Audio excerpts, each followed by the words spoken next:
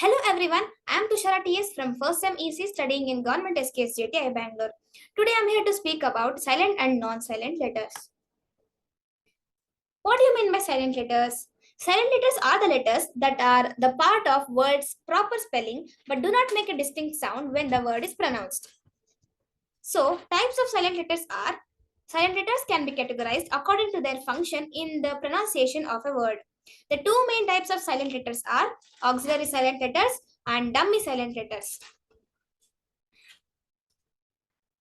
Auxiliary silent letters. The word auxiliary refers to something that supports or helps. There are two possible types of auxiliary silent letters. They are exocentric combinations and endocentric combinations. Exocentric combinations. They produce a sound unlike the individual sounds of either letter. For example, the sounds of PH in phantom, phantom,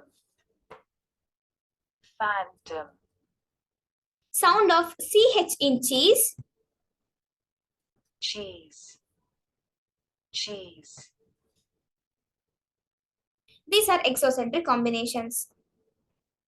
Moving on to endocentric combinations, they produce a sound of one of the pair of letters. In a word apple, there are two P's, but only one P is pronounced. If you hear Apple, apple, dummy silent letters. A dummy silent letters are written in a word but produce no sound. The two main types of dummy silent letters are inert letters and empty letters. Inert letters. Inert letters are present because in another form of word they will be pronounced. For example, the letter G in the verb resign is not pronounced. We won't pronounce as resign, but the letter G in the word resignation is pronounced. See? resignation, resignation, resignation. Moving on to empty letters, these letters are present but not pronounced in any form of word. For example, the letter K in knife is not at all pronounced. See, we pronounce it as knife but not as knife. Knife, knife, knife.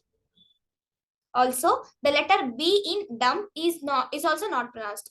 We pronounce DUMB as dumb but not as dumb.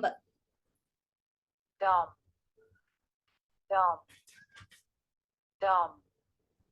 Next example is letter N in autumn is not at all pronounced. See, we call it as autumn. We don't pronounce it as autumn. Autumn, autumn, autumn. So moving on to rules for silent letters in English. For silent letter B is silent after M at the end of a word. Example, climb, dumb, tom, limb, thumb. We won't pronounce it as climb, dumb, thumb.